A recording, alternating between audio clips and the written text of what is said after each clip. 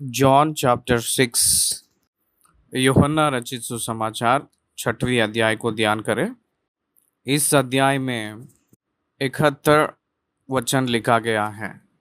1 से लेकर 15वीं वचन तक देखेंगे तो 5000 पुरुषों को खिलाना। 16 से लेकर 21 तक देखेंगे तो यीशु का पानी पर चलना। और 22 से लेकर 24 तक देखेंगे तो लोगों का यीशु को ढूंढना। 25 से लेकर लमसम 59 वचन तक यीशु जीवन की रोटी है। और 60 वचन से लेकर 65 वचन तक देखे तो अनंत जीवन का वचन। और 66 से लेकर 71 वचन तक देखे तो पतरस का विश्वास। ऐसे इस अध्याय लिखा गया है। तो आइए हम लोग वचन बाय वचन को ध्यान करें। यूहन्ना रचित सुसमाचार अध्याय 6 उसका पहले आयत से। इन बातों के बाद यीशु गलील की झील अर्थात तिबिरियास की झील के पार गया और एक बड़ी भीड़ उसके पीछे हो ली, क्योंकि जो आश्चर्य कर्म वह बीमारों पर दिखाता था वे उनको देखते थे। इस अध्याय जो आरंभ की बात देखे तो यीशु मसीह के पीछे बहुत सी भीड़ चलना से आरंभ हुआ था। क्या आप देख रहे हैं? यीशु ने गलील की झील अर्थात तिबिरियास की झील के पार गया। बीमारियों को चंगा करते थे तो उसको देखने के लिए बहुत से भीड़ उनके पीछे हो लेते थे। उसके बाद यीशु मसीह ने उन लोगों से कहे थे कि मैंने स्वर्ग से आया हुआ भोजन हूँ, मेरे शरीर को खाकर मेरे लहू को जो पिएगा वो ही अनंत जीवन पाएगा कहकर अंत के दिनों में मैं उसको जिलाऊंगा कहकर कह रहे थे।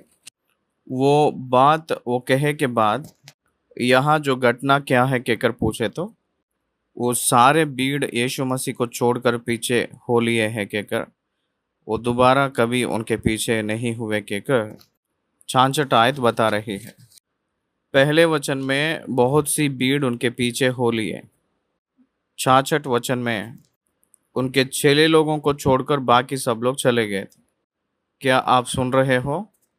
इसको आज हम लोग अपने जीवन में अपना लेंगे तो यीशु मसीह के पीछे हो ले रहे हैं कहकर जो कहले रहते हैं, उन लोग में बहुत से लोग आ रहे हैं, मंदिरों में आते हैं, गवाहियां देते हैं, क्योंकि प्रभु ने उन लोगों के जीवन में जो किया हुआ कार्य उन लोगों के सामने जो करते समय वो लोग देखे थे, इसलिए पीछे हो लिए थे।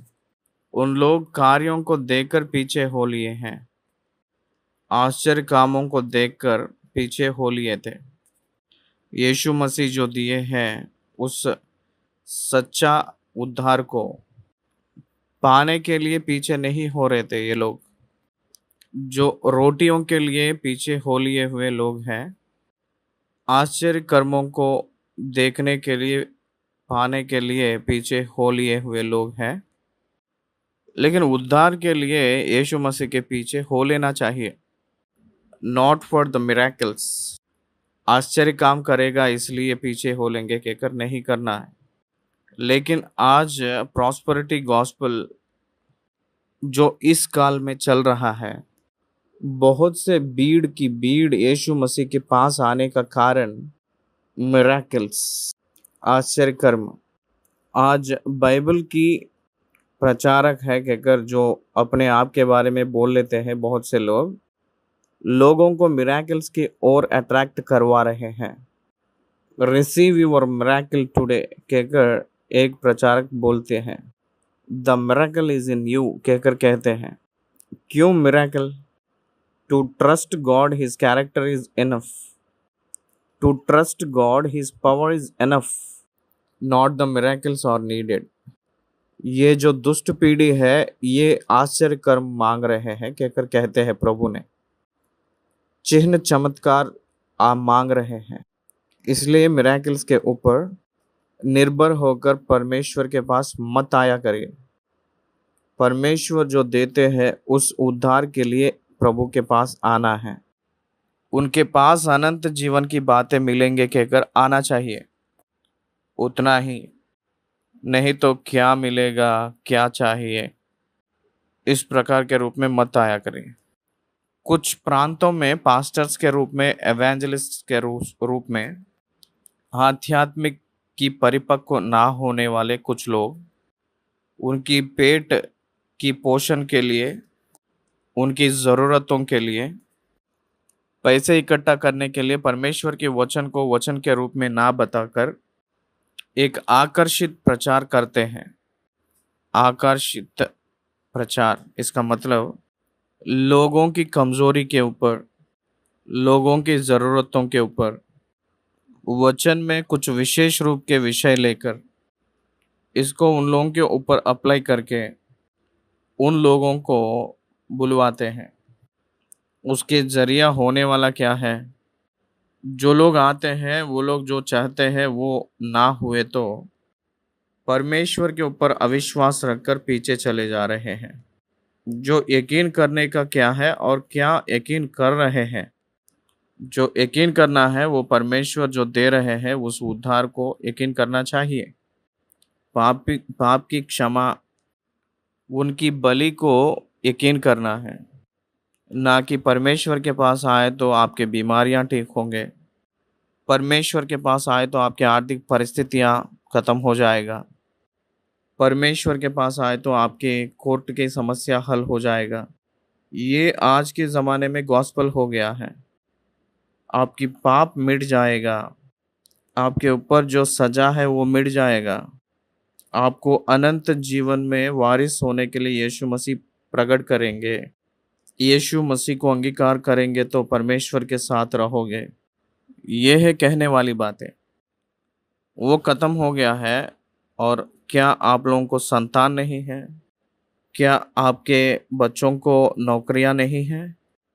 क्या आपके बेटियों को शादियां नहीं हो रहा है? ये प्रचार कैसे होगा? उस दिन बहुत से लोग यीशु के पीछे भीड़ के भीड़ हो लिए थे। लाखों लोग और हजारों लोग कलीसिया में रह रहे हैं कहकर, वो कलीसिया कहकर मत सोचिए। वे एक बड़ा समूह है, ना कि कलीसिया। Those who are congregations, rooms, not the church. याद रख लीजिए, एक अच्छा समय आते ही एक व्यक्ति भी नहीं दिखेगा। बाइबल ना समझ आकर कितने लोग वापस चले गए थे पीछे। बाइबल के ऊपर विश्वास करना है। अगर आपको नहीं समझ आए तो भी विश्वास करना है। क्या आप जान रहे हैं, बाइबल में जो रहता है बहुत से विषय, बहुत से अधिक प्रतिशत मसीह वालों को नहीं पता है तो भी उन पे विश्वास करते हैं। प्रभु ने तोमा से कहे हुए बात यह है कि तू देखकर विश्वास किया था, जो बिना देखकर विश्वास करता है वो धन्य है कहकर कहे थे। इसलिए फेथ परमेश्वर जो दिया हुआ देन है, वो विश्वास से यकीन करना है, ना कि सबूतों से। यहाँ 6वीं अध्याय पहली आयत में सबूतों से विश्वास करने लगे। दे saw the miracles and followed him। जो बाधाएं आते हैं, कुछ आड़ा आता है तो छोड़ दिए थे। वैसे नहीं रहना है। मैंने आपको एक बात बताना है। यहाँ दो पिता लोगों के उदाहरण दूंगा।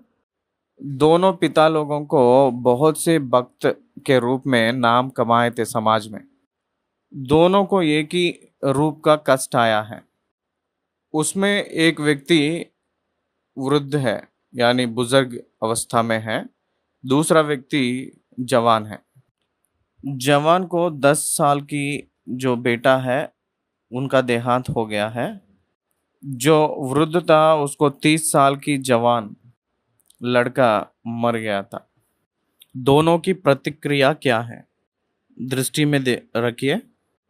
ये जो जवान का पिता, उसके बेटा जो मरते ही वो रोने लगा है और परमेश्वर को छोड़ दिया था। मेरा परमेश्वर क्या किया है, मेरी प्रार्थना वो नहीं सुने हैं, मेरा 10 साल का बेटा जो छोटा है उसको नहीं जिला पाया है। मेरा जो छोटा बेटा को नहीं जिलाया था वो परमेश्वर मुझे नहीं चाहिए। उस बेटे को मुझे क्यों दिए हैं और क्यों ले लिए हैं, मुझे नहीं बताकर क्यों करे हैं। These all the questions he raised of the young man. Long 10 years तक वो फेथ में फिर से नहीं दिखाई दिया था। लेकिन मैंने जो ये बातें ऐसे बना बना के नहीं बता रहा हूँ, मैं व्यक्तिगत रूप में उन लोगों को देखकर बोल रहा हूँ।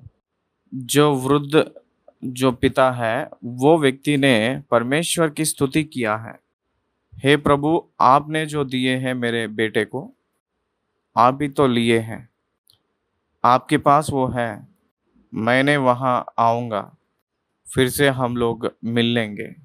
वो जो वृद्ध पिता है उसका विश्वास विश्वास है या वो जवान व्यक्ति का जो व्यवहार है क्या वो है विश्वास? इसलिए सब लोग विश्वासी नहीं कहा जाता है। समाज में बाइबल स्टडी के लिए आ रहे हैं, नहीं तो गीत बढ़िया से गा रहे हैं, नहीं तो बेट डाल रहे हैं, ये सब यीशु मसीह के बच्चे ही कहकर मत सोचिए। क्या आप जान रहे हो यीशु मसीह के संतान अनंत जीवन की बातों पर विश्वास करके यीशु के पीछे हो लेंगे। They can't leave him for any confusion record। किसी रीति का भी जो नहीं समझ आता है उस विषय आए तो भी यीशु मसीह के पीछे चलना नहीं छोड़ेंगे। बहुत से भीड़ उनके पीछे हो लिए हैं, उन जो किए हैं आश्चर्य कामों को देखते हैं पीछे हो लिए थे। तीसरी आयत, तब यीशु पहाड़ पर चढ़कर अपने चेलों के साथ वहां बैठ गया। यहूदियों के फसह का पर्व निकट था। जब यीशु ने अपने आंखें उठाकर एक बड़ी भीड़ को अपने पास आते देखा तो फिलिप्पुस से कहा, हम इनके भोजन के लिए कहाँ से रोटी मोल लाएं। देखिए यीशु मसीह अपने चेले लोगों के साथ पहाड़ पर चढ़कर वहां बैठ गए थे। वो यहूदियों की फसह का पर्व का समय था। बहुत से भीड़ यीशु मसीह के पास आ रहे थे, परमेश्वर की उपदेश को सुन रहे थे। वो बहुत विस्तार रूप में बात कर रहे थे। लोगों ने भूखे को महसूस किए थे। तब यीशु मसीह को एक सोच आया था कि उन लोगों को भोजन खिलाए। इसलिए यीशु मसीह ने पूछ रहे थे। यीशु ने अपनी आंखें उठाकर एक बड़ी भीड़ को अपने पास आते देखा तो फिलिप्पुस से कहा, हम इनके भोजन के लिए कहाँ से रोटी मोल लाए। 6वीं आयत, उसने यह बात उसे परखने के लिए कही क्योंकि वह आप जानता था कि वह क्या करेगा। देखिए यीशु मसीह ही बात करेंगे, लेकिन वो परीक्षा के लिए कुछ समय के हिसाब से टू टेस्ट योर अंडरस्टैंड। उसके लिए फिलिप्पुस ने ये कह रहे थे। फिलिप्पुस ने उसको उत्तर दिया, 200 दिनार की रोटी भी उनके लिए पूरी ना होंगी कि उनमें से हर एक को थोड़ी थोड़ी मिल जाए।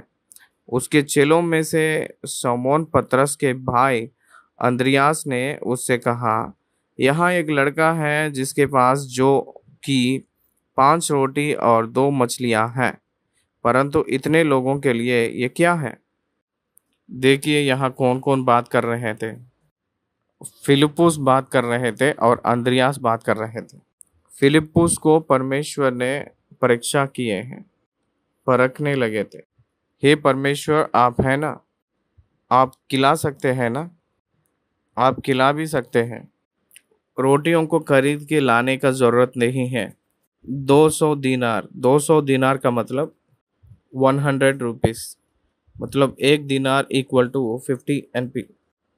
एक दिनार 8 आने हैं तो 200 दिनार 100 रुपीज़। 100 रुपीज़ से लमसम 12,000 लोग, उतने लोगों को भोजन लेकर आने के लिए चाहिए। कहाँ मोल लेके लाएंगे कहकर कहने का मतलब उनके पास पैसा है या नहीं है। पैसा था, कितना है वो पूरा कैलकुलेट करके बताए। इसका मतलब they are ready to pay and bring the bed, they are ready to pay and bring the bread. इसलिए उन लोगों को परखने के लिए आपको भी परमेश्वर कभी कभी आपका रेस्पॉन्स कैसा रहेगा कहकर परखेंगे। आप प्रभु के ऊपर विश्वास कर रहे हैं या रोटियों को खरीदने के लिए वो पैसा देने के लिए चाह रहे हो। परमेश्वर आपको देंगे या पैसों से खरीदेंगे। परमेश्वर देने वाले हैं कहकर विश्वास करेंगे या पैसों से हम वो चीज़ खरीद सकते हैं कहकर विश्वास करेंगे। To whom you are believing and what you are believing, ये है परीक्षा। यीशु मसीह को पता है कि वो क्या करने जा रहे हैं। अंद्रियास के इंटरफेरेंस बहुत एक्टिव है। क्या आप लोगों को ये विषय पता है? अंद्रियास जो है यूहन्ना के चेला था, बपतिस्मा देने वाला यूहन्ना का। पहले अंद्रियास ने आया था प्रभु के पास। अंद्रियास ने जाकर पतरस को लेकर आया था। The ministry of Andreas, Andreas के सेवकाई चम्बिंग पीपुल नियर बाय गॉड, परमेश्वर के समीप लेकर आता था। एक बालक के पास 5 रोटी था, 2 छोटी मछलियां थी, and he willing to give also. परंतु इतने लोगों के लिए वे क्या है? यीशु ने कहा, लोगों को बैठा दो। उस जगह बहुत घास थी। तब लोग जिन में पुरुषों की संख्या लगभग 5,000 की थी बैठ गए। प्रभु ने बिठाए थे। आज के ज़माने में हम लोग घरों पे फंक्शंस करते रहते हैं।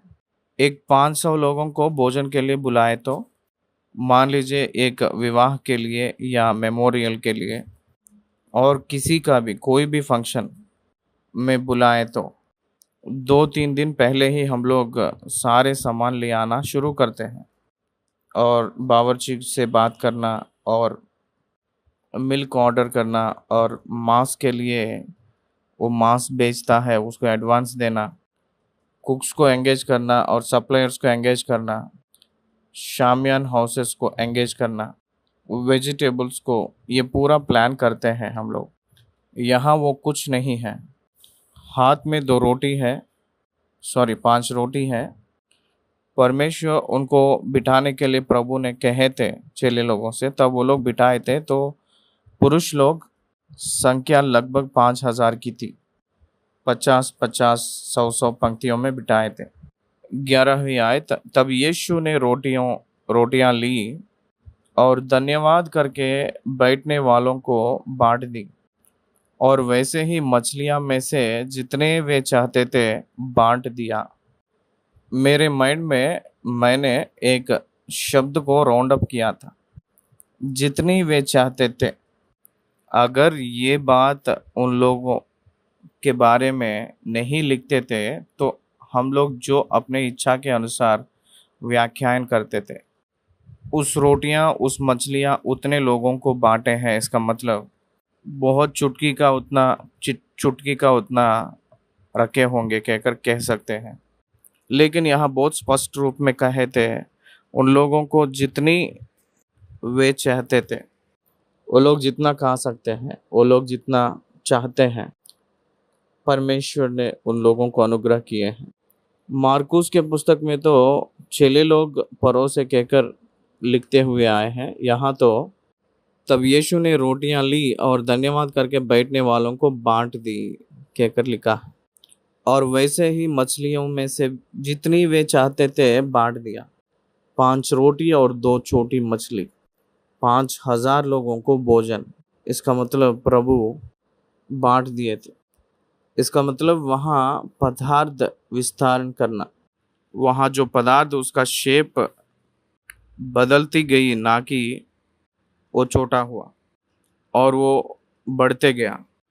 उसके बाद हमेशा कभी भी एक पदार्थ उसकी शेप बदलते वक्त उसका क्वांटिटी कम होते जाएगा, उसकी जो साइज़ कम होते रहेगा, लेकिन यहाँ साइज़ बढ़ते गया था। उदाहरण के रूप में मान लीजिए एक पेड़ है, बहुत बड़ा है, वो खिड़की के रूप में बने तो बहुत छोटा हो जाएगा। क्या आप समझ रहे हो? इसलिए कोई भी चीज़ तैयार होते समय बहुत छोटा होते जाएगा, वो बढ़ेगा नहीं। लेकिन यहाँ देखिएगा, 5 रोटी और 2 मछली बढ़ते गए हैं। एक वस्तु बढ़ते रहना, पदार्थ बढ़ती गया, पदार्थ कम होते जाना, ये दोनों परमेश्वर को छोड़ और किसी को भी नहीं होगा।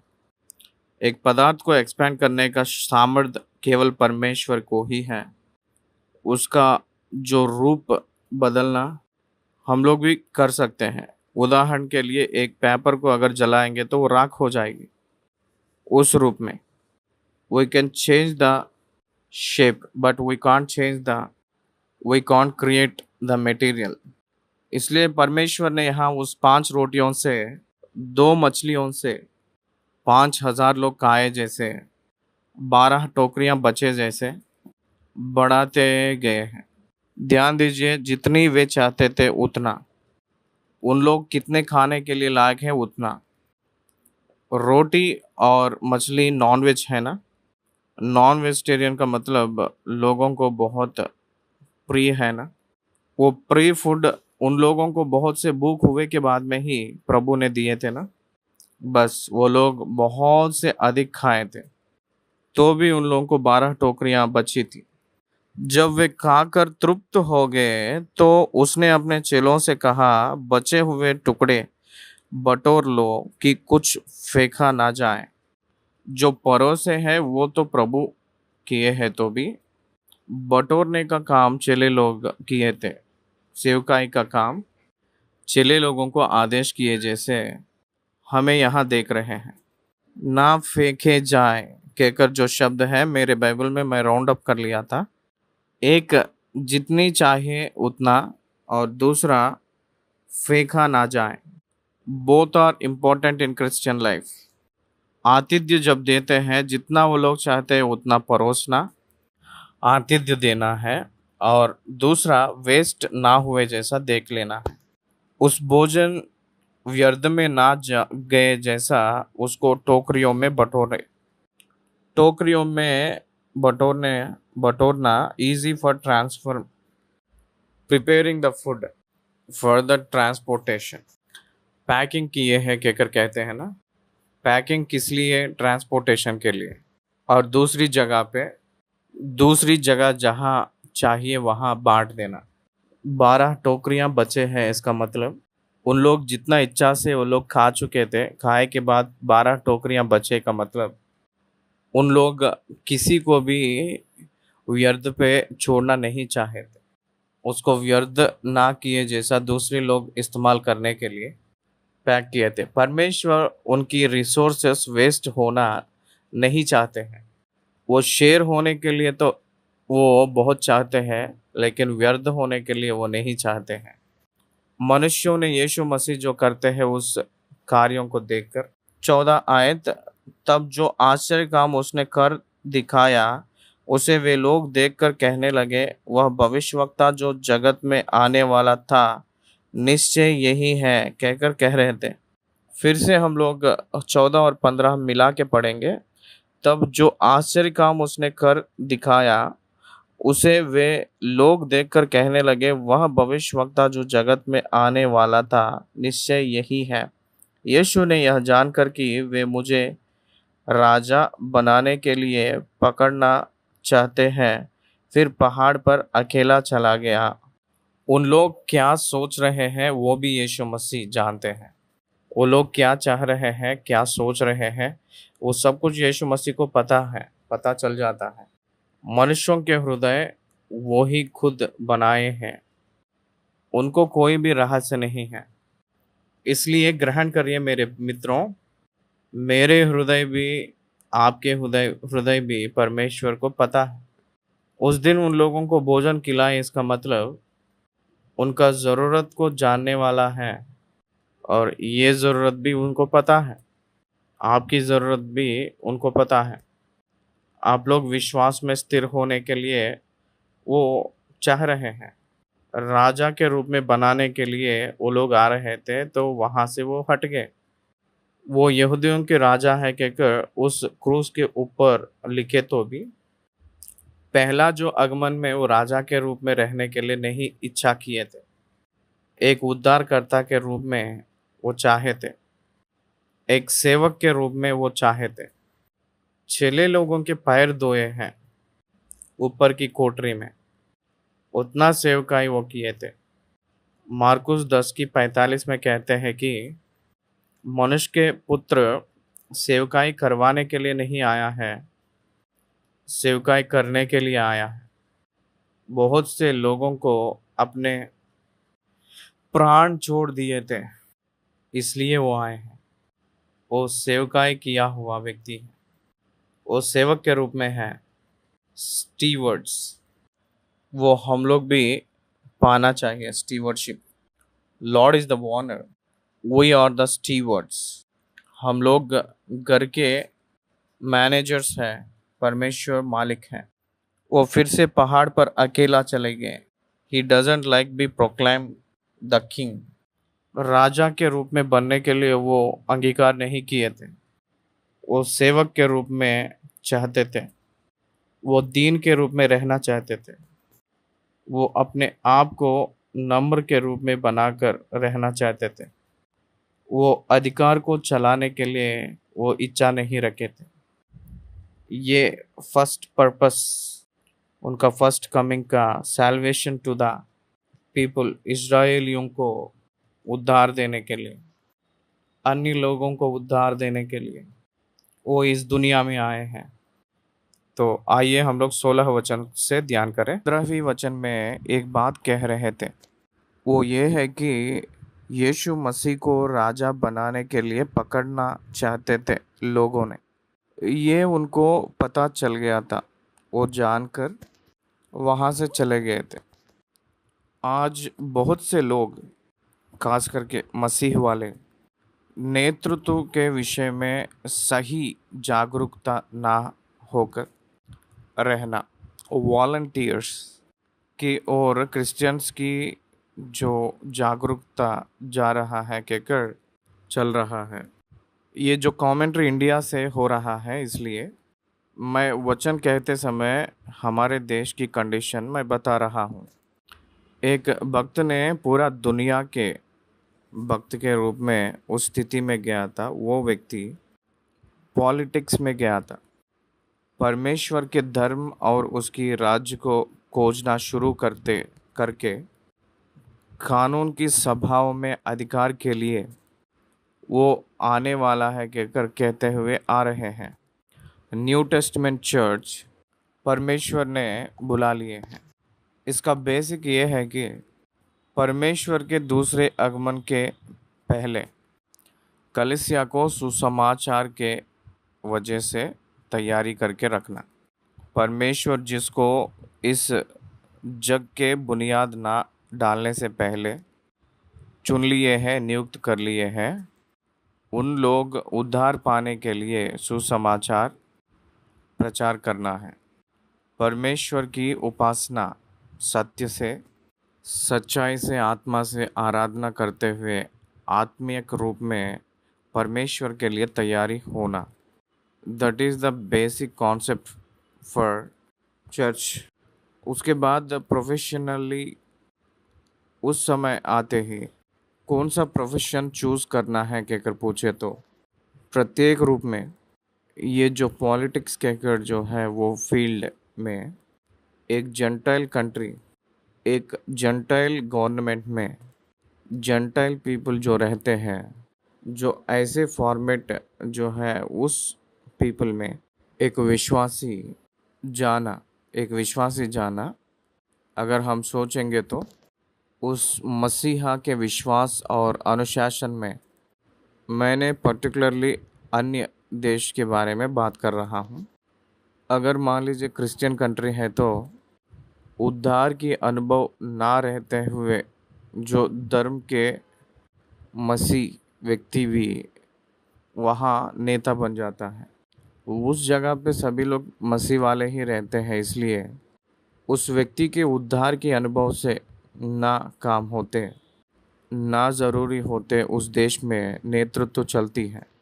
द कंट्री इन इंडिया, आज जो ज़माने में जो यहाँ करप्शन, यहाँ जो पॉलिटिकल के रूप में रहा हुआ conditions, religious and caste systems, ये सबको जब देखते हैं हम लीडरशिप में रहने के लिए that's not the safest place कहकर कह सकते हैं। इसलिए हर एक व्यक्ति को परमेश्वर ने जो काम नियुक्त किए हैं उसको पहचान कर काम करना चाहिए, उसको जानकर ही कदम डालना चाहिए। अगर मान लीजिए आप लोगों को उस राजनीति में जाना चाहते हैं तो दानियल, शद्रक, मशक, अबेदनगो बाबिलोन में जिस रीति से अपने विश्वास को बचाने के लिए अकेले होने के बावजूद भी खड़े हुए थे, वैसे ही खड़े हो सकते हैं तो ही उस पॉलिटिकल फील्ड में रहना है। नहीं तो उन लोगों के साथ हम भी करप्ट होने का चांसेस रहता है। नहीं तो स्पिरिचुअल इंस्टेबिलिटी कंडीशंस में स्लिप होने की खतरा है। उस विषय में हम लोग बहुत सावधानी से रहना है। उससे भी अच्छा उसमें प्रवेश ना होना ही ठीक है। अगर प्रवेश किए तो परमेश्वर के बेटे के रूप में खड़े होना है। बहुत से क्रिश्चियंस को आज हम लोग देख रहे हैं राजनीति में परमेश्वर को जानकर भी अन्य रीति रिवाज में आते ही कॉम्प्रोमाइज़ होने वाले बहुत से हैं, कॉम्प्रोमाइज़ हो रहे हैं। यीशु मसीह को हम नहीं जानते कहकर अपने आप को कबूल कर रहे हैं। Practising Christianity is one kind of favour to them कहकर बात करते हुए आ रहे हैं। अरे वो सब छोड़िए, एक विषय में यीशु मसीह को यहूदियों का राजा के रूप में बनने के लिए यीशु मसीह को कितना भी फोर्स किए तो भी यीशु मसीह माने नहीं थे, क्योंकि that's not the purpose for him in the first coming. हम लोग भी इस विषय को बहुत सावधानी के रूप में डील करना है, हर एक विश्वासी। तो आइए हम लोग 16 वचन से लेकर 21 वचन तक पढ़े। यीशु मसीह समुद्र के ऊपर पानी पर चलते हुए रहा हुआ उस घटना यहाँ लिखा गया है। ये भी एक सुपर नेचुरल मिरेकल है। पानी पर एक मनुष्य चलना, यीशु मसीह शरीर में है, वो महिमा के शरीर में नहीं है। जैसे आम शरीर अपना है वैसे ही वो भी है, तो भी वो पानी पर चले थे। असंभव को संभव करके दिखा रहे हैं। परमेश्वर के पुत्र है कहकर वो अपने आप को साबित कर रहे हैं। जब संध्या हुई, 16 वचन मैं पढ़ रहा हूँ, तो उसके चेले झील के किनारे गए और नाव पर चढ़कर झील के पार कफरनहूम को जाने लगे।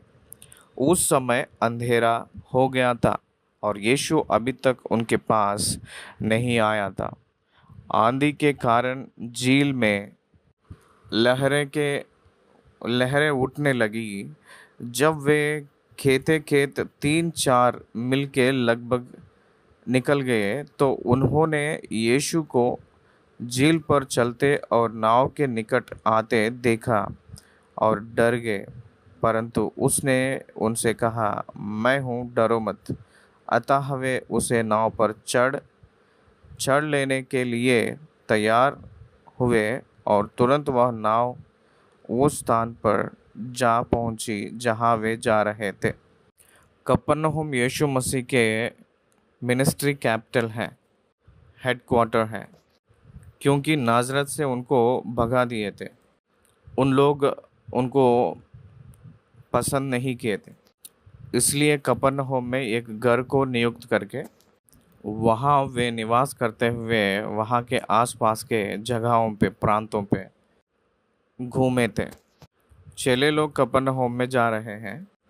रात हो गया था, तो अंधेरे होते ही जो झील की लहरें उठने लगी, आंधी के कारण वे कहते 3-4 मील के लगभग निकल गए। तो यीशु मसीह झील पर चलते और नाव के निकट आते देखा और वैसे चलते यीशु मसीह नाव पर आते देखे तो उन लोग डर गए थे। तब यीशु मसीह उनसे कहे थे कि मैं हूँ, डरो मत। ये शब्द इस्तेमाल किए थे।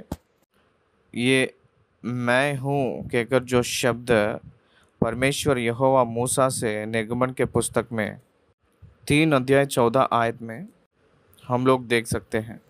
मैं हूँ सो हूँ कहकर जो आने वाली अर्ध इंस्टेंटली वो बात किए थे।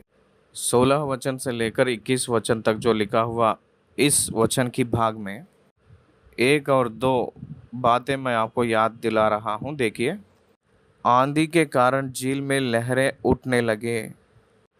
ये वहाँ की परिस्थिति था। तब को ही वो लोग लमसम 4 मील तक 3 मील तक आ चुके हैं।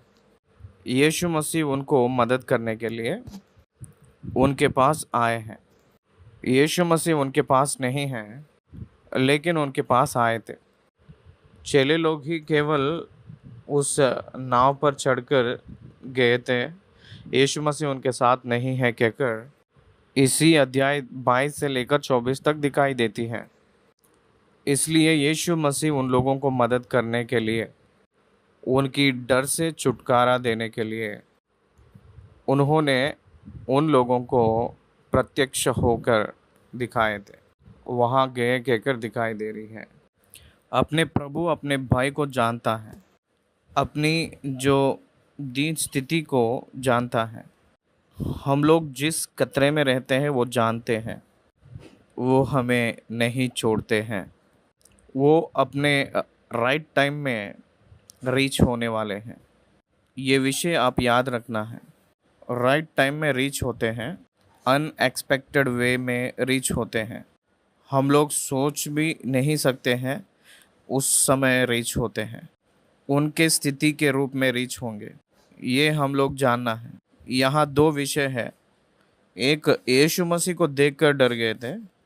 यीशु कहकर जान के बाद वो लोग पसंद करने लगे।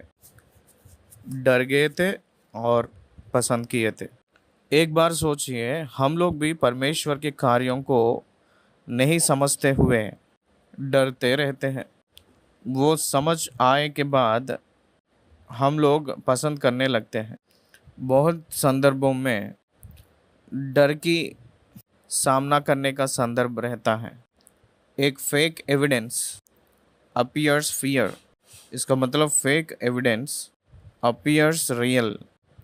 असत्य सत्य के रूप में दिखकर हम लोग डरते हैं। अपने भय के कारण अपना अविश्वास, अपने डर के कारण अपने विश्वास ही है। परमेश्वर के पुत्र यीशु मसीह वो समुद्र के ऊपर चल सकते हैं। ये वो है कहकर पहचानने के लिए नहीं हो पाया था चेले लोगों को। हम लोग उनको पहचान नहीं पाते हैं क्योंकि सबकॉन्शियस माइंड में उन लोगों को जो यीशु मसीह के बारे में रजिस्टर हुआ है वहीं तक उन लोग इमेजिन कर सकते हैं।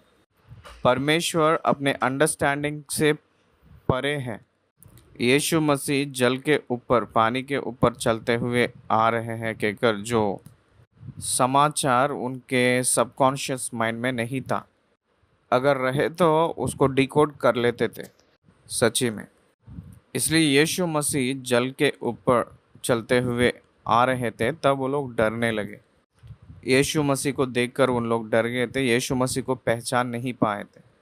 अपने मन के अंदर कोई भी एक जागरूकता रहे तो परमेश्वर को पहचानने में डील हो रहे हैं, ये हम लोग पहचानना है।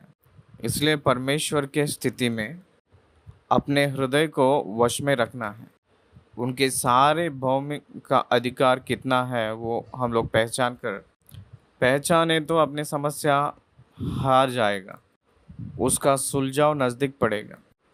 अपने प्रभु अपने जैसा ट्रैवल करने के लिए उन लोगों के साथ चलने के लिए चाहे थे। कफरनहूम को वो पहुंचने के लिए ही फेवर्ड विद देम।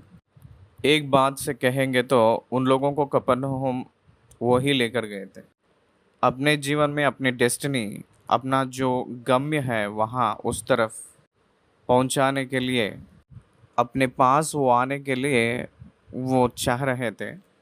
हम लोग उनको पाने के लिए क्या हम इच्छा रख रहे हैं, ये एक विषय के रूप में बता रहा हूँ। इसलिए वेन दूसरे दिन 21 आयत को एक बार देखेंगे। वे और तुरंत वह नाव, इसका मतलब वो नाव अभी तक नहीं पहुंचा। आंधी और झील में लहरें उठने के कारण इट वॉज डिले। यीशु मसीह आए के बाद में नो डिले, तुरंत वो पहुंच गया है। यीशु मसीह जो हम लोग खतरे की स्थिति में रहते हैं उस समय आकर मदद करने वाले हैं।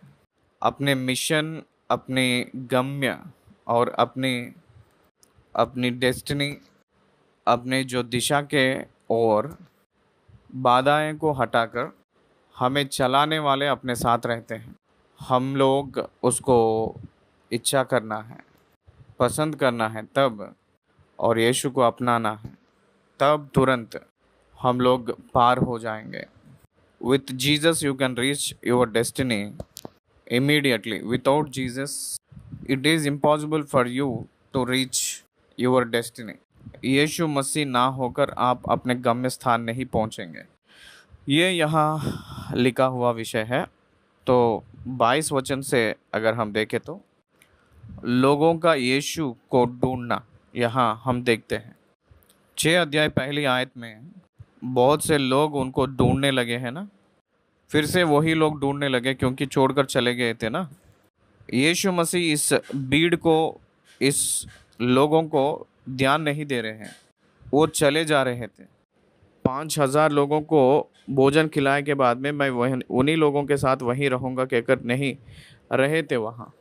He is on his own way, moving on, आगे बढ़ते जा रहे थे। उनको ढूंढते हुए लोग जा रहे थे। 22 आयत, दूसरे दिन उस भीड़ ने जो झील के पार खड़ी थी यह देखा कि यहाँ एक को छोड़ और कोई नाव ना थी, और यीशु अपने चेलों के साथ उस नाव पर नहीं चढ़ा था, परंतु केवल उसके चेले ही गए थे। समाचार बहुत प्रामुख्य होता है। Information is everything. आज के ज़माने में गूगल सर्च, विकीपीडिया है ना, क्यों लोग उसके ऊपर निर्भर हो रहे थे? क्योंकि समाचार, इसलिए समाचार बहुत महान स्ट्रेंथ है। इसलिए समाचार को बेचकर पैसे कमाने वाले भी हैं।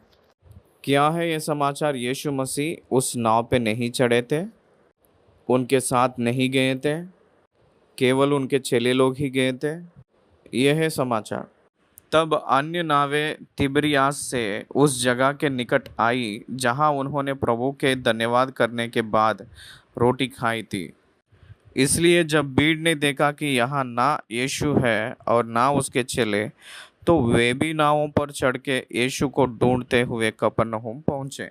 दे are very much interested seeking Jesus Christ. ढूंढते हुए आ रहे थे क्योंकि वहाँ नहीं थे। तब वो लोग पूछने लगे। 25 आयत में देखेंगे तो झील के पार जब वे उससे मिले तो वे कहे, हे रब्बी, तू यहाँ कब आया? यीशु ने उन्हें उत्तर दिया, मैं तुमसे सच सच कहता हूँ, तुम मुझे इसलिए नहीं ढूंढते हो कि तुमने आश्चर्य कर्म देखे, परंतु इसलिए कि तुम रोटियां खाकर तृप्त हुए। आप लोग भोजन बहुत सरल रूप में मिल रहा है कहकर ढूंढ रहे हैं, ना कि आत्मिक भोजन के लिए। नाशवान भोजन के लिए परिश्रम ना करो, परंतु उस भोजन के लिए जो अनंत जीवन तक ठहरता है, जिसे मनुष्य का पुत्र तुम्हें देगा, क्योंकि पिता अर्थात परमेश्वर ने उसी पर छाप लगाई है। यीशु मसीह जीवन की रोटी है, इसका मतलब वचन है। जैसे शरीर को भोजन कितना अवश्य है, वैसे ही आत्मा को भी भोजन अवश्य है। वो है कि वचन, आत्मिक भोजन, आत्मा को जीवित रखने वाला जीवा आहार, मतलब जीवन की रोटी, वो है कि वचन। वचन के लिए कष्ट उठाना है क्योंकि वो अक्षय है, नाशवन नहीं है, वो निरंतर रहने वाला है, स्थिर रहने वाला है। इसलिए मन्ना से तुलना किए है वचन को। मन्ना भी नाशवन नहीं है। मिलाप वाली तंबू में जो परम पवित्र स्थान में रखा गया हुआ संदूक में एक कटोरे में रखा गया हुआ चीज है कि मन्ना। हारून के समय में उस मन्ना को उस कटोरे में रखा गया है। उसके बाद कुछ सालों साल बीतने के बाद भी वो नाश ना होकर वैसे ही रहा गया था। इसलिए ध्यान दीजिए, जैसे मन्ना को किस रीति से एक्सपायरी नहीं है, परमेश्वर के वचन को भी एक्सपायरी नहीं है। It is sufficient for all the time, all generations, unchanged, inherit. वो बदलने वाली नहीं है, वो जीवित करने वाली है। भजनकार ने कहते हैं कि 119:50 आयत में, आपकी वचन ही मुझे जिलाई है कहकर कहता है। जब मेरे जीवन में दुख आया था उस समय मुझे विश्राम दिया था। तेरे वचन के द्वारा मैंने जीवन पाया कहकर भजनकार ने कहते हैं। वैसे ही व्यवस्था विवरण में मनुष्य केवल रोटी से नहीं परंतु परमेश्वर के वचन से, physical body lives with physical food, लेकिन परमेश्वर की आत्मा, परमेश्वर की भोजन जो देते हैं उसके ऊपर निर्भर होती है आत्मा। इसलिए परमेश्वर के वचन में जीवन है। जो जीवन है वो वचन मनुष्य को जिलाती है। इसलिए अक्षय यानी नाशवन नहीं है उस भोजन के लिए परिश्रम करो, वो परमेश्वर के पुत्र देंगे, क्योंकि परमेश्वर पिता ही उस पर छाप लगाई है। He is the only authorised person. इब्रानियों के पत्री में 1 अध्याय का 1 वचन में कहते हैं, पूर्व युग में परमेश्वर ने बाप दादों से तोड़ा तोड़ा करके और भांति भांति से भविष्यवक्ताओं के द्वारा बातें कर इन अंतिम दिनों में हमसे पुत्र के द्वारा बातें की, जिसे उसने सारी वस्तुओं का वारिस ठहराया और उसी के द्वारा उसने सारी सृष्टि की रचना की। इसका मतलब लिखा है यहाँ 3 आयत में, वह उसकी महिमा का प्रकाश और उसके तत्व की छाप है। इसलिए न्यू टेस्टमेंट में Christ one is the word of God. पवित्र आत्मा जो प्रकट किया है वो वचन, उस वचन ही यीशु मसीह का निर्भर है। ओल्ड टेस्टमेंट में प्रोफेट्स के एक ओन वर्शन था, लेकिन न्यू टेस्टमेंट में जीसस क्राइस्ट के जरिया हम लोगों को प्राप्त किया गया है, अनुग्रह किया गया है। तब वो लोग पूछने लगे हैं, देखिए 28 आयत से लेकर, पीपल आस्क द सीक्रेट्स। उन्होंने उससे कहा, परमेश्वर के कार्य करने के लिए हम क्या करें? यीशु मसीह परमेश्वर के पुत्र है, परमेश्वर के कार्य कर रहे हैं। तो इन लोग भी कह रहे थे हम भी उस प्रकार के कार्य करना है, कह रहे हैं पानी पर चलना, भोजन खिलाना, एक कार्य हम भी करना है कहकर कह रहे थे। यीशु ने उन्हें उत्तर दिया, परमेश्वर के कार्य यह है कि तुम उस पर जिसे उसने भेजा है विश्वास करो। वही परमेश्वर का कार्य है, वही कार्य है। परमेश्वर का कार्य ये है कि तुम उस पर जिसने उसने भेजा है विश्वास करो। उन्हीं लोग परमेश्वर के कार्यों को कर सकते हैं। मार्कुस रचित सुसमाचार आखिरी अध्याय 16 वचन में, उसके ऊपर विश्वास जो करते हैं उनसे भी बढ़कर कार्य करेंगे, उनके वजह से ये सूचक क्रिया, ये कार्य देखेंगे कहकर कहे थे ना। इसलिए परमेश्वर का कार्य मतलब यीशु मसीह के ऊपर विश्वास करना ही। यीशु मसीह के ऊपर विश्वास करने का मतलब वचन पर विश्वास करना है। जो लोग इस पर विश्वास करते हैं वही कार्य कर सकते हैं। 31 साल सेवकाई के जीवन में मेरे अनुभव में आपको बता रहा हूँ, परमेश्वर के कार्य परमेश्वर के संतान ही कर सकते हैं। परमेश्वर के कार्य परमेश्वर के प्रजा ही कर सकते हैं, धर्म की मसीह वाले नहीं। जो उद्धार पाए हैं वो मसीह वाले नहीं। वही लोग एक सूचक कार्य के रूप में बदलते हैं, वही परमेश्वर के महान कार्य के रूप में दिखाई देता है। 30वीं आयत से पढ़े, 30 और 31 आयतों में विश्वास के बदले चिन्ह और चमत्कार चाह रहे थे ये लोग। विश्वास के बदले। 30 और 31 आयतों में देखें। तब उन्होंने उससे कहा, फिर तुम कौन सा चिन्ह दिखाता है कि हम उसे देखकर तेरा विश्वास करें? तो कौन सा काम दिखाता है? हमारे बाप दादों ने जंगल में मन्ना खाया, जैसा लिखा है, उसने उन्हें खाने के लिए स्वर्ग में रोटी दी। उन लोगों ने कह रहे कि फिर तू कौन सा चिन्ह दिखाता है कि हम उसे देखकर तेरा विश्वास करें। बहुत प्रामुख्य चीज़ है ये। हम लोग देखकर विश्वास करने के लिए कह रहे थे। क्या देखकर? चिन्ह को देखकर तब विश्वास करते हैं कहकर कह रहे थे। आप कौन सा चिन्ह कर रहे हैं? हमारे बाप दादों ने तो जंगल में मन्ना खाए हैं, मूसा लेकर आए थे, तो आप क्या कर रहे हैं? उसका मतलब मन्ना अलग के रूप में, मूसा अलग के रूप में दिखाई दे रहे हैं। यीशु मसीह है तो स्वर्गलोक में से आया हुआ जीवन की रोटी है, डिक्लेयर किया हुआ वही वो जीवन का रोटी है। लेकिन ये लोग और भी कह रहे थे, हमें क्या दिखाएंगे आप चिन्ह, कहकर पूछ रहे थे। उसके लिए परमेश्वर ये उत्तर दिए हैं। यीशु ने उनसे कहा, मैं तुमसे सच सच कहता हूँ कि मूसा ने तुम्हें वह रोटी स्वर्ग से ना दी, परंतु मेरा पिता तुम्हें सच्ची रोटी स्वर्ग से देता है। क्योंकि परमेश्वर की रोटी वही है जो स्वर्ग से उतरकर जगत को जीवन देती है। यूहन्ना रचित सुसमाचार 4 अध्याय में सामरी स्त्री से भी यही कहे थे, मैं जो देता हूँ उस जल पिएंगे तो कभी भी प्यासा नहीं रहेंगे, कहे थे। लेकिन यहाँ क्या कह रहे थे? मैं ही जीवन की रोटी, इस रोटी को जो खाएगा वो कभी भी भूखा नहीं रहेगा, कह रहे थे। जीवन की रोटी वही है, जीवन का जल भी वही है, आध्यात्मिक भूखे को बुझाने के लिए वही है, कहकर बता रहे हैं। तब उन्होंने उससे कहा, हे प्रभु, यह रोटी हमें सर्वदा दिया कर, कहकर पूछ रहे थे। इसका मतलब they are expecting for physical food. Yeshu ने उनसे कहा, जीवन की रोटी मैं हूँ, जो मेरे पास आता है वह कभी भूखा ना होगा, और जो मुझ पर विश्वास करता है वो कभी प्यासा ना होगा। परंतु मैं तुमसे कहा था कि तुमने मुझे देखा भी लिया है तो भी विश्वास नहीं करते। ये स्पिरिचुअली वो उत्तर दे रहे हैं कहकर उन लोगों को नहीं समझ आया था। 36 में लिखा, परंतु मैंने तुमसे कहा था कि तुमने मुझे देख भी लिया है तो भी विश्वास नहीं करते।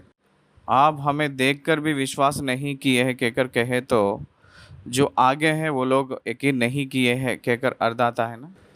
36 वचन से, आप लोग मुझे देखकर भी विश्वास नहीं कर रहे थे। जीवन की रोटी को आप देखे हैं। जीवन की रोटी जानने के लिए एक चिन्ह करने का ज़रूरत नहीं।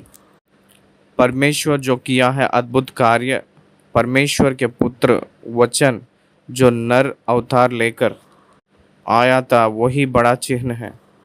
वो अनुग्रह सत्य परिपूर्णता के रूप में उनके बीच में खड़े रहे तो भी वो लोग नहीं पहचान पा रहे हैं। आप लोग मुझे देखकर भी विश्वास नहीं कर रहे हैं। जो कुछ पिता मुझे देता है वह सब मेरे पास आएगा, और जो कोई मेरे पास आएगा उसे मैं कभी ना निकालूंगा। जो पिता ने मुझे देगा, जो अनुग्रह करेगा मुझे, वही मेरे पास आएंगे। जो मेरे ऊपर वही लोग विश्वास करेंगे जो परमेश्वर अनुग्रह करता है। पिता ने मुझे जिसको देता है उसको मैं कभी भी निकालूंगा नहीं। यीशु मसीह के ऊपर विश्वास करने वाले ये सब लोग कौन हैं? पिता ने यीशु मसीह को अनुग्रह किए हुए लोग हैं। इसका मतलब उनकी योजना के अनुसार जो लोग उद्धार पाने के लिए कहे थे, उन्हीं लोग यीशु मसीह के पास आएंगे। उन लोगों को परमेश्वर ने निकालेंगे नहीं। और मेरे भेजने वाले की इच्छा यह है कि जो कुछ उसने मुझे दिया है उसमें से मैं कुछ ना खोऊं, परंतु उसे अंतिम दिन फिर जिला उठाऊं। क्योंकि मैं अपनी इच्छा नहीं वरन अपने भेजने वाले की इच्छा पूरी करने के लिए स्वर्ग से उतरा हूँ। ये बेसिक वर्ड है क्रिश्चियनिटी में। हम सब लोग कोई भी परमेश्वर की इच्छा पूरा करने के लिए ही तो आए हैं, ना कि अपने इच्छा। हमसे प्रॉब्लम यह है कि हम लोग अपने इच्छा को पूरी करने के लिए कोशिश करते रहते हैं। यीशु मसीह की महानता यह है कि वो परमेश्वर की इच्छा को पूरी किए थे। यूहन्ना 17 का 4 आयत में कहता है कि जो कार्य तूने मुझे करने को दिया था उसे पूरा करके मैंने पृथ्वी पर तेरी महिमा की है, कहे थे। इसलिए यीशु मसीह कहीं भी अपने इच्छा को पूरा नहीं किए थे, वो परमेश्वर की इच्छा पूरा किए थे। हमें भी परमेश्वर की इच्छा को पूरा करने के लिए ही भेजा गया है। इसलिए आसमान की प्रार्थना में हम लोग ऐसे प्रार्थना करते हैं कि आपकी इच्छा पृथ्वी पर पूरी हो जैसे स्वर्ग में पूरी होती है, कहकर प्रार्थना करते हैं। इसलिए अपने जीवन में परमेश्वर की इच्छा पूरा होना है, लेकिन हम लोग पूरा नहीं करने देते हैं। अपनी इच्छा के अनुसार ही हम लोग चलना चाहते हैं। हम लोग मनुष्य हैं, तो मनुष्यों की इच्छा इस प्रकृति के संबंधित के रूप में ही हम लोग जीते हैं। इसीलिए बाइबल ने एक चेतावनी देती है, परमेश्वर की इच्छा को पूरा ना करते हुए मनुष्य दूर होते जा रहा है। कहती है, और मेरे भेजने वाले की इच्छा यह है कि जो कुछ उसने मुझे दिया है उसमें से मैं कुछ ना खोऊं, परंतु उसे अंतिम दिन फिर जिला उठाऊं। ओल्ड टेस्टमेंट साइंट्स यीशु मसीह दूसरे आगमन में जब धरती पे आते हैं जिला उठाएंगे। दानियल के ग्रंथ 12वीं अध्याय में जो कहा गया है वो पुनरुत्थान उस समय होगा जो खबर को खुला जाएगा। वहाँ अंत के दिन कहकर क्यों कहे हैं, क्यों अंत का दिन इस्तेमाल किया है वो शब्द? वहाँ 1000 साल जो पालन करने के समय में पहुँचते वक्त नया सृष्टि में अंत दिन खत्म किए के बाद में ही जाएंगे। अंत के दिन क्रोध का दिन के रूप में रहने जा रहा है। सारे दुनिया वालों को और सारे पापियों को बहुत सावधानी से सुनिए। 1000 साल पालन में परमेश्वर लेने जाते हैं उस समय तक जो धरती पे पापियों को न्याय करेंगे, उन सभी लोगों को संहार करेंगे। केवल धर्मी लोग ही वो 1000 साल पालन में नया सृष्टि में प्रवेश करेंगे। इसलिए कह रहे हैं यहाँ, अंतिम दिन फिर उस जिला उठाऊंगा, यही परमेश्वर की इच्छा है। इसलिए परमेश्वर के ऊपर जो विश्वास करते हैं वही लोग, ओल्ड टेस्टमेंट सेंट्स, पवित्र लोग के रूप में वो लोग जिला उठेंगे। बाकी सब लोग 1000 साल के बाद उठेंगे। उन लोगों को होप नहीं है, उन लोगों को आशा नहीं है, उन लोगों को नरक में ही भेजा जाएगा। क्योंकि मेरे पिता की इच्छा यही है कि जो कोई पुत्र को देखे और उस पर विश्वास करे वह अनंत जीवन पाए, और मैं उसे अंतिम दिन फिर जिला उठाऊंगा। सुसमाचारों में यीशु मसीह जो कहते बातें उद्धार के बारे में, इस्राएलियों को जो कहा गया उस बात को, वो यही था। कलीसिया एक दुल्हन की समान है।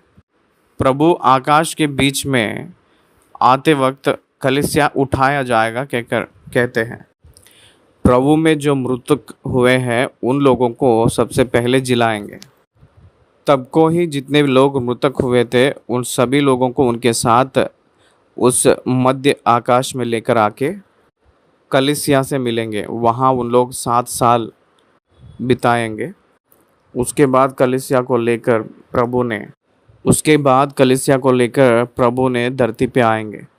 इसलिए कहते हैं कि क्योंकि मेरे पिता की इच्छा यह है कि जो कोई पुत्र को देखे और उस पर विश्वास करे वह अनंत जीवन पाए, और मैं उसे अंतिम दिन फिर जिला उठाऊंगा।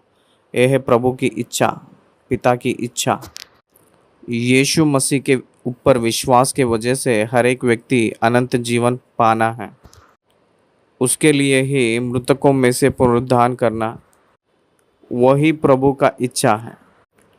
इसलिए परमेश्वर उत्पत्ति के पुस्तक 3 अध्याय में आदम को भौतिक मृत्यु दिए के बाद पुनरुत्थान की जागृत हुए जैसा उनकी मृत्यु भौतिक मृत्यु देकर इस सत्य को हमारे पास रखे हैं।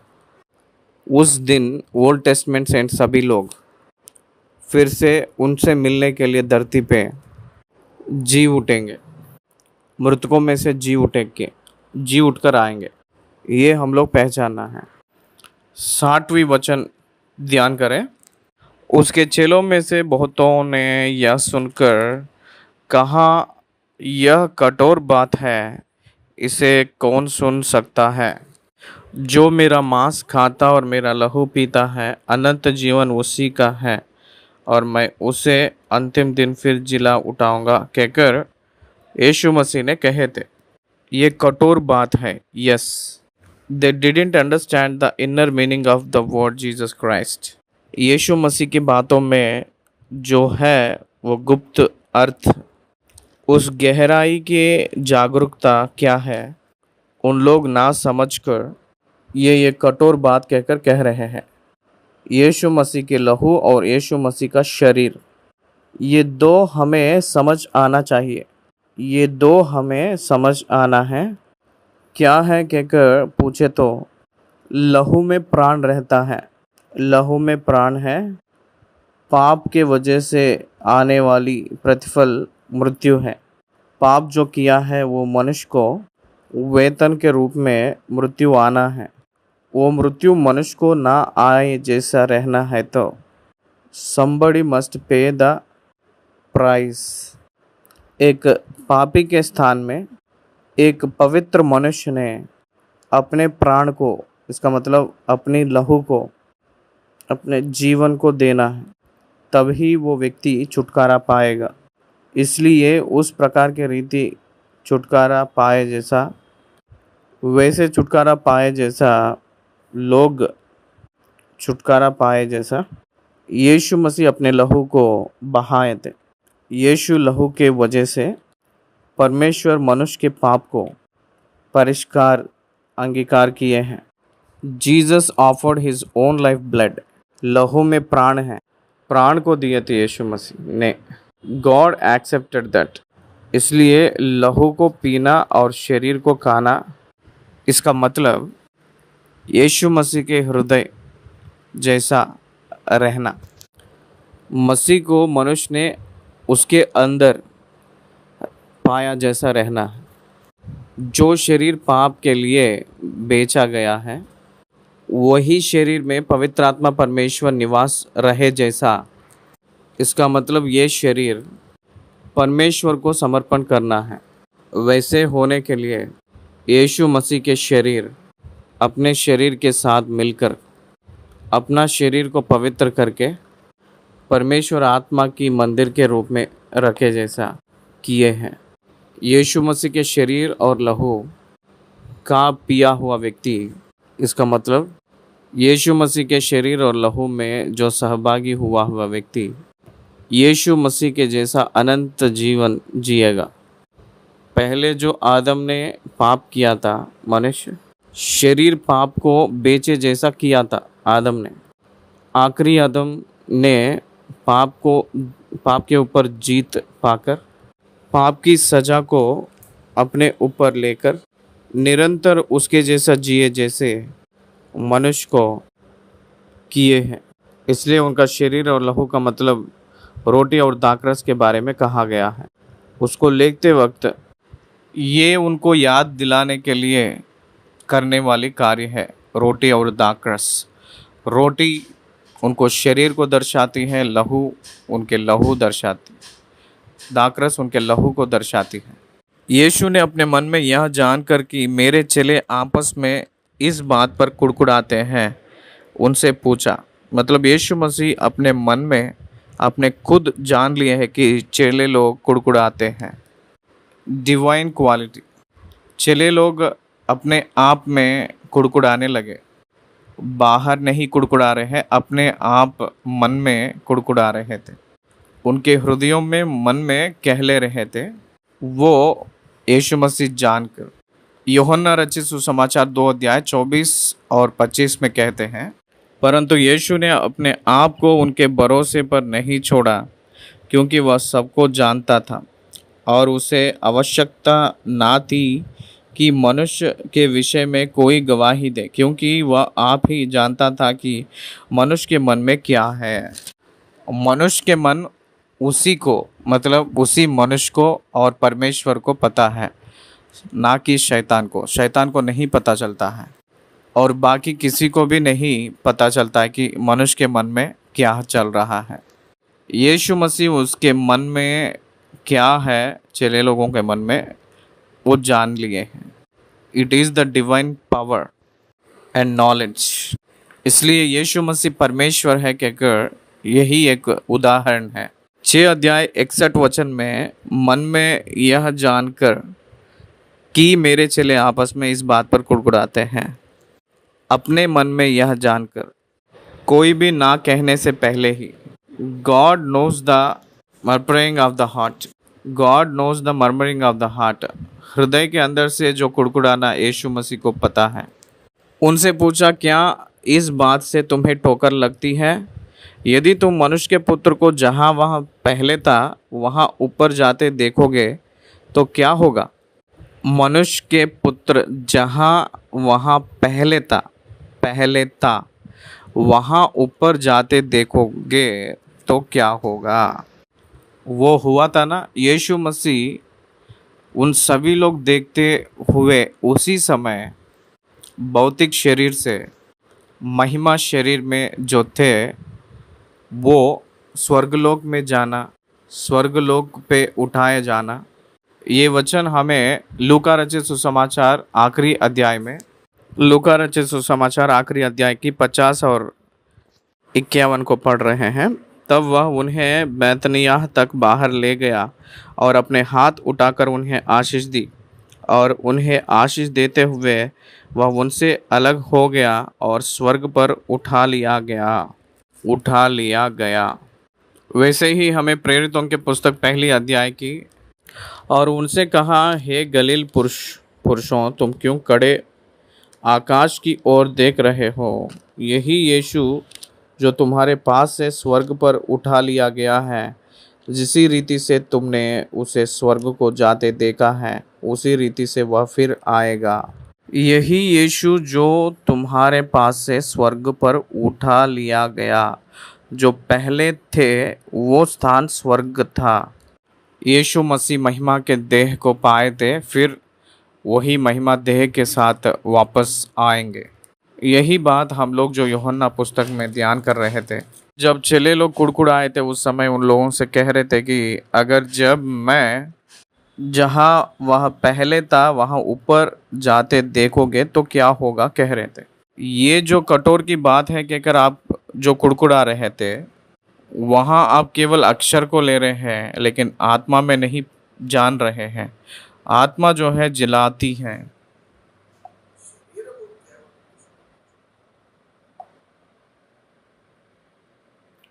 आत्मा तो जीवनदायक है, शरीर से कुछ लाभ नहीं। जो बातें मैंने तुमसे कही है वे आत्मा है और जीवन भी है।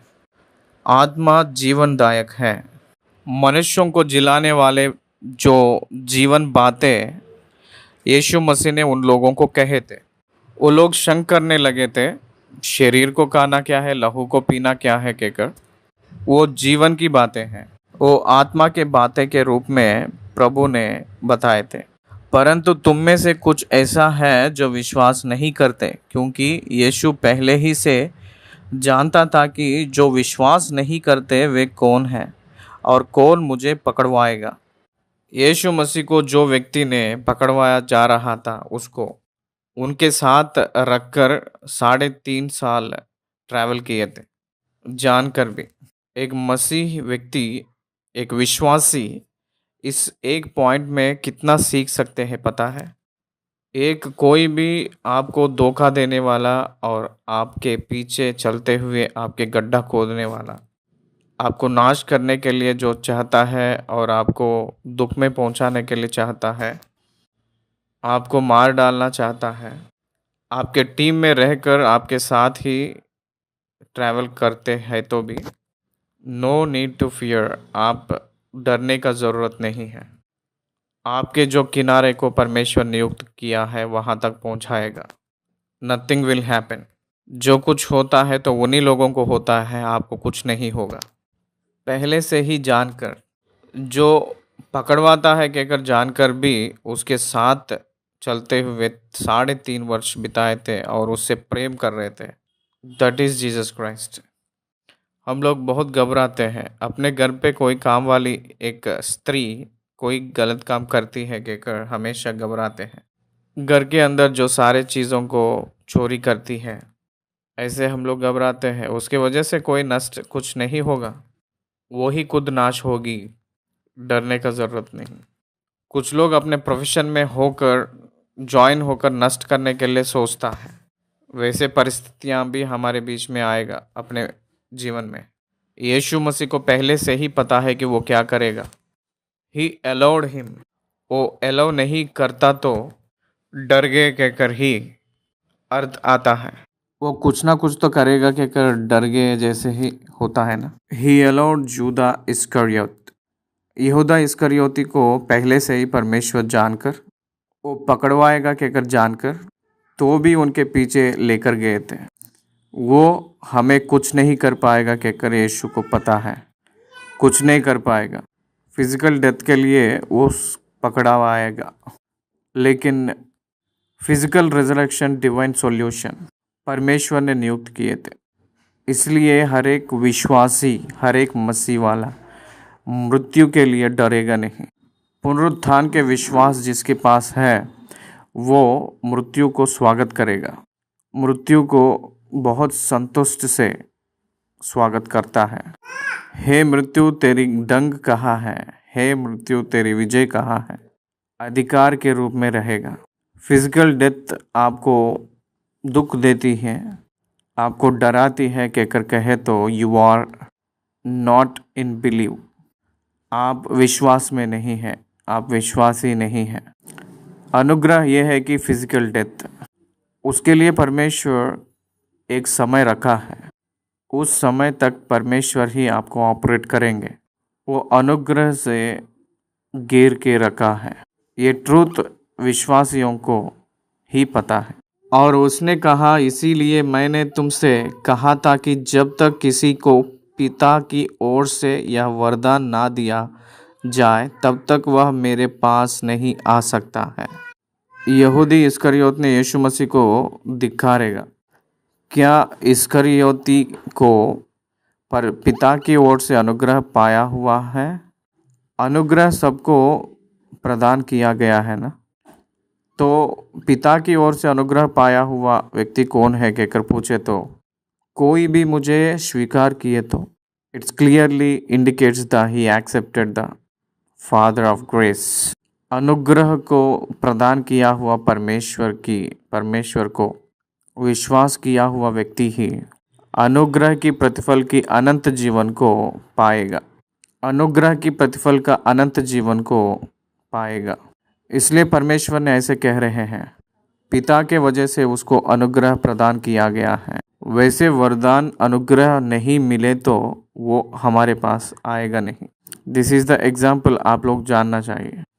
66 आयत, इस पर उसके चेलों में से बहुतों से उल्टे फिर गए और उसके बाद उसके साथ ना चले। देखिए, लाइफ में कुछ लोग अपने साथ ट्रैवल करने के लिए इच्छा रखते हैं लेकिन बीच में छोड़ देते हैं, नहीं चाहिए कहकर कहते हैं। अपने साथ जो स्नेह, जो दोस्ती को वो लोग छोड़ देते हैं। मुझे ये एक्सपीरियंसेस है। रिसेंट टाइम्स में I had many friends in my city. मेरे शहर में मुझे बहुत से दोस्त लोग हैं, क्लोज फ्रेंड्स हैं। एक रेफरेंड आते ही ऑल द लेफ्ट, सब लोग छोड़कर चले गए। फिर से साहस करके आएंगे कहकर मैं नहीं चाहता। उन लोग कभी भी मेरे साथ ट्रैवल नहीं करेंगे। दे विल नॉट से विथ मी एनी मोर। क्योंकि यीशु मसीह के मार्ग में जो लोग रहते हैं उन लोग दुनिया में किसी के सामने डरते नहीं, दुनिया में किसी को भी नहीं डरते हैं, किसी से भी डरते नहीं। प्राण निकल जाएगा तो भी नहीं डरने वाला, जायदाद ख़त्म हो गए तो डरेगा क्या? क्या बल खो गए तो डरेगा क्या? जो मान सम्मान खो गए तो डरेगा क्या। इस दुनिया में सम्मान कहकर जो शब्द है ना, वो लोग निर्धारित करने वाला है, ना कि परमेश्वर। आप फील होने वाला है उस प्रकार की फीलिंग्स को। मैच्योरिटी जो जिसके पास रहता है वो उसमें फंसेगा नहीं। क्या हुआ पहचाने तो क्या हुआ, नहीं पहचाने तो क्या हुआ। बड़ाई किए तो क्या है, ना बड़ाई किए तो क्या होगा। प्रामुख्यता दिए तो क्या हुआ है, नहीं दिए तो क्या हुआ। बहुत से लोग उस दिन उसके चेले में से बहुत से उल्टे फिर गए और उसके बाद उसके साथ ना चले। यीशु मसीह के जीवन में जो अनुभव आपके जीवन में भी पाना चाहिए। फॉलोवर्स सब लोग पीछे फिर गए। जो भैया क्या कर बोलते हैं वो सब लोग छोड़कर चले जाएंगे। चेले लोग यीशु मसीह के पीछे 3.5 वर्ष पीछे चले थे, हर एक जगह उनके साथ थे, लेकिन क्रूस के समय सब लोग छोड़कर चले गए थे। प्रिय परमेश्वर के जन, ये जीवन है, ये लाइफ है। No one is permanent, no one is permanent, even you and your wife, children, parents. इसलिए love your life, love your wife. आपको परमेश्वर ये सब कुछ दिया है, उसको प्यार करो। आप परमेश्वर को प्यार करो और उसके बाद वो जो दिए हैं उस जीवन को प्रेम करो, उनके उपहार के रूप में बना के दे। You will see a great different life in future. तब यीशु ने उन 12 से कहा, उनकी ओर देखे, क्या तुम भी चले जाना चाहते हो। आप यहाँ एक बात को ध्यान दीजिए। It is nothing but terrifier. Yeshu Masih की बातें यीशु मसीह के पीछे हो लेना है या नहीं है कहकर उनके चेले लोग जो लेने वाले निर्णय, वो प्रभु के बारे में रखा हुआ एक रेफरेंस। आपके साथ जो रहकर जीना है, आपको नहीं चाहते उन लोगों को छोड़कर आपके साथ जो रहना चाहते हैं उन लोगों के साथ आप रहना है। पौलुस और बरनबास के बीच में भेद भाव आया था। दे वर डिसएग्री, उन लोग मान लिए नहीं थे। But both of them served the lord. Yeshu Masih जब पूछे थे, पतरस ने पवित्र आत्मा के जरिए रिवील हुआ एक बात कहे थे, वो ये है कि समौन पतरस ने उसको उत्तर दिया, हे प्रभु हम किसके पास जाएं। ये बात समझ आए तो बस लाइफ क्या है समझ आ जाती है। आपके बात समझ आए नहीं आए तो भी हम लोग किसके पास जाएंगे। You are the only one. आप ही केवल। आपको छोड़ परमेश्वर ने किसी को भी नहीं भेजा है मनुष्यों के लिए। आपको छोड़कर मनुष्यों को स्वर्गलोक पहुंचाने वाला कोई नहीं है, केवल आप ही हैं। तो हम लोग where is the other source to go. हम लोग कहाँ जा सकते हैं आपको छोड़कर हम लोग स्वर्गलोक कैसे जाएंगे। इसलिए पतरस ने बात कर रहा है या पवित्र आत्मा परमेश्वर पतरस को प्रकट किए हैं। पवित्र आत्मा परमेश्वर ने पतरस को बताए थे, हे प्रभु हम किसके पास जाएं। आप ही अनंत जीवन की बातें करने वाले हैं। यीशु मसीह की बातें अनंत जीवन देती हैं। आकाश और पृथ्वी टल जाए तो भी यीशु मसीह की बातें कभी भी टलेगी नहीं। आप कहकर नहीं कहे थे, केवल आप कहे थे। आप का मतलब यह है कि आप भी कहकर अर्थ आता है, लेकिन आप ही केवल का मतलब केवल आप ही कहकर अर्थ आती है। आप ही अनंत जीवन की बातें करने वाले हैं कहकर कहने का मतलब और कोई अनंत जीवन की बातें वाले नहीं हैं कहकर अर्थ है। दुनिया में कितने भी महान महान धर्म ग्रंथ लिखे हुए लोग हैं तो भी, कितने भी धर्म के रूप में दिखने वाले हैं तो भी, उन लोग अनंत जीवन की बातें पाकर नहीं है कहकर ये वचन हमको याद दिला रही है। यीशु मसीह के ज़रिया ही परमेश्वर बात करते हैं, उनको छोड़कर किसी से नहीं। परमेश्वर बातें नहीं करते हैं कहकर ये बातें बता रहे हैं। इसलिए हर एक धर्म के ग्रंथ जो विश्वास करते हैं उन लोगों को जो प्रकट करते हैं वो लोग ये दैविक ग्रंथ ही है कहकर कहते हैं। लेकिन उस धर्म की ग्रंथ उस व्यक्ति में कौन सी बदलाव लेकर आई है, किस प्रकार की बातें आना है कहकर पूछे तो नॉट आई बट क्राइस्ट, ये बातें आना चाहिए।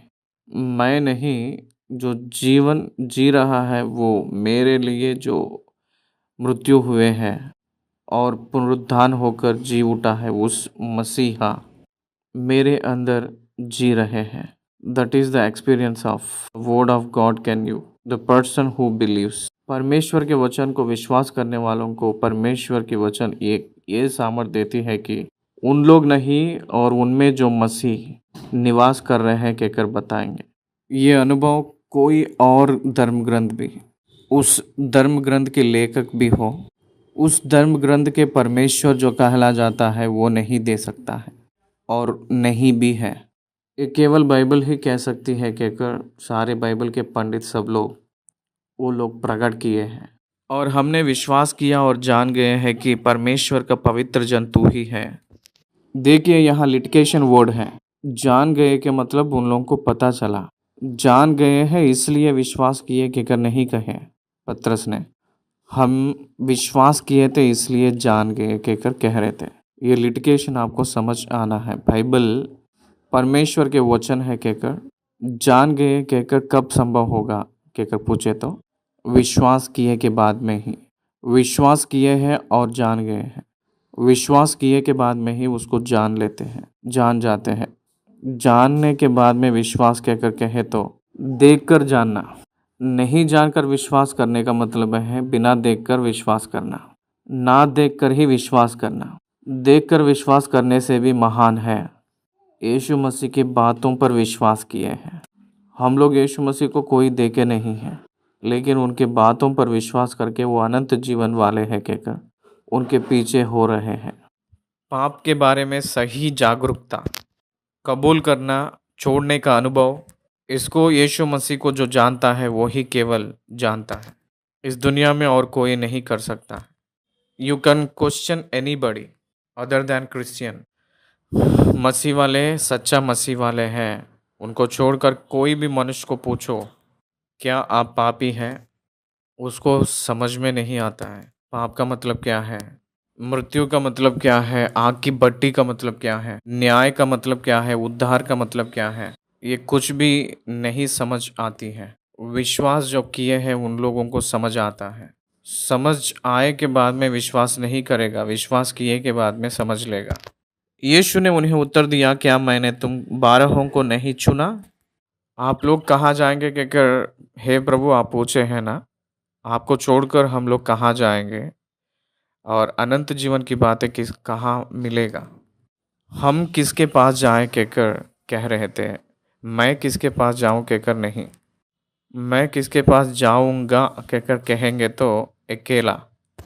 हम किसके पास जाएंगे कहकर कहने का मतलब है बहुत से लोग, यानी 12 लोग।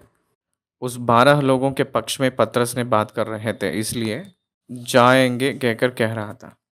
उसमें यहूदा इस्करियोती भी है। छोड़कर ना जाने से फिजिकली उनके साथ ही उसी समय वहाँ रहे तो क्या बाकी 11 लोगों के जैसा रहा है क्या? क्या मैंने तुम 12 को नहीं चुना? तो भी तुम में से एक व्यक्ति शैतान है, डयाबोलोस कहते।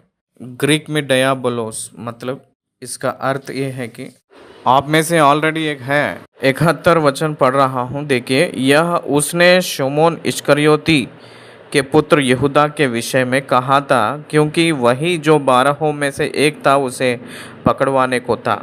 शमौन कहकर कहे थे और इस्करियोती कहकर कहे थे। इस्करियोती का मतलब वो गांव का नाम था। इस्करियोती यहूदा मतलब हम लोगों को पता होता है, लेकिन शमौन कहकर याद किए थे। जब मैं इसको पढ़ रहा था मैं स्टकअप हो गया था यहाँ। शमौन इस्करियोती के पुत्र यहूदा का मतलब शमौन कहकर जो कहे थे वहाँ कैसे कनेक्ट होगा। शमौन का मतलब हम लोगों को नाम याद आता है ना, और यहाँ यहूदी इस्करियोती भी है। उसको वेरी सिंपल सॉल्यूशन ये है कि the Judas of Iscariot the son of Simon. इस्करियोती कहकर जो गांव का यहूदा, पिता का नाम है कि शमौन, इसलिए इस्करियोती यहूदा को शमौन का नाम जोड़े थे। शमौन का पुत्र यहूदा इस्करियोती। यहूदियों में पिता का नाम जोड़ा जाता है, पिता का नाम जोड़ा जाता है। इसलिए आज भी नॉर्थ इंडिया में ये जो आर्यन कल्चर, ये लोग पूरब देश से आए हुए लोग हैं, टूवर्ड्स ईस्ट। इसका मतलब हमें उन लोग इज़राइल कंट्री को, ईस्ट प्लेसेस जो है अपना प्रांत में, इज़राइल की पूरब की प्रांत का मतलब अपना है, उस तरफ से आए हुए लोग हैं उन लोग। इसलिए आज हम लोग नॉर्थ इंडिया में नाम को देखेंगे तो एक पर्सन नेम को उनके फादर नेम ऐड होता है। आर्यन कल्चर में, इज़राइल कल्चर है वो यहूदियों में उस प्रकार के रूप में आता है, उस गोत्र का नाम ऐड होते हुए आता है। यहाँ इस्करियोत का मतलब वो गांव का नाम है, यहूदा का मतलब वो पुरुष का नाम है। यहूदा इस्करियोत के फादर का नाम है कि शमौन। इसलिए हम लोगों को इंग्लिश बाइबल में यूँ लिखा है कि बहुत स्पष्ट रूप में कहते हैं, हिंदी में भी वैसे ही है, एक बार इंग्लिश में देखेंगे, Judas Iscariot the son of Simon. ये क्लैरिफिकेशन आपको देने के लिए कह रहे थे। ये 12 लोगों में से ये जो व्यक्ति यीशु मसीह को पकड़वाने वाला है कहकर यीशु मसीह पहले से ही जानते हैं, इसलिए आप में से एक शैतान कहकर कह रहे थे। डयाबलोस का मतलब फॉल्स एक्यूज्ड, वो अपराधी है, वो शैतान है। He is continuing the apostles. प्रिय भाई और बहन, परमेश्वर की सेवकाई में रहे हैं कहकर कुछ लोग शैतान भी रहते हैं, चाहे वो पास्टर हो पास्टर नहीं हो, शैतान की वजह से भेजा गया हुए लोग भी हैं।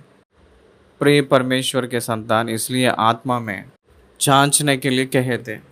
जो आत्मा यीशु मसीह को परमेश्वर कहकर कहते हैं वही सही है। जो आत्मा यीशु मसीह को परमेश्वर कहकर नहीं मानते हैं वो सही स्पिरिट नहीं है। That's not the Holi spirit, it is evil spirit. बहुत से लोगों को क्रोध आता होगा ये बात से, तो भी वो बात यीशु मसीह खुद बोले थे, मैं नहीं। इसलिए प्रभु के बारे में सोचने वाला, कुड़कुड़ाने वाला प्रभु का चेला नहीं बनेगा। मैंने सवेरे विलाप के गीत के ग्रंथ को एक पूरा अध्याय में पढ़ा था। विलाप के गीत के ग्रंथ पूरा अध्याय बैठकर पढ़ा था मैंने। वो अध्याय से मैं एक अद्भुत पाठ सीखा हूँ। जब आप खाली रहते हैं उसमें 3 अध्याय को कंप्लीटली पढ़िए। उस अध्याय पढ़े तो तब समझ आएगा। यीशु मसीह प्रभु ने समझ आए तो विश्वास करना नहीं, विश्वास करने के वजह से समझ आता है। यीशु मसीह कौन है कहकर जो प्रश्न, विश्वास जो किया है उसी को उत्तर मिलेगा। कौन है पहले जानकर विश्वास करने वाला व्यक्ति कभी भी विश्वास नहीं कर सकता। इसलिए विश्वास करिए। विलाप के गीत 3 अध्याय में बहुत से आरोप लगाते हुए आए हैं। मुझे छोड़ दिए हो, मेरे ऊपर ध्यान नहीं दिए हो कहकर कहते हुए आता है। आखिरी में आते ही कहता है, परमेश्वर के बारे में कहते हुए कहता है कि प्रभु कितना भी हो वो भरोसादार है। उनको याद करे तो आशा पैदा होती है। आशा का मतलब होप। यीशु मसीह प्रभु को याद करे तो आपको समझ नहीं आए तो भी विश्वास करेंगे, होप आएगा। वो hope will give you all the answers. वो सब कुछ हमारे लिए कर रहे हैं, अपनी योजना के अनुसार करते हुए आ रहे हैं। आपको समझ आएगा कहकर विलाप गीत का लेखक कहता है। यीशु मसीह की बातें अगर आपको समझ आना है, first you must trust him. उनको यकीन करना है। उनके बातों में ही अनंत जीवन है, उस बातों में ही अपने संपूर्णता। इसलिए यीशु पे विश्वास करना है कहकर ये वचन जितने भाई बहन ये सुन रहे हैं उन लोगों को मैं अनुरोध कर रहा हूँ। 6 अध्याय को ख़त्म किए हैं। धन्यवाद।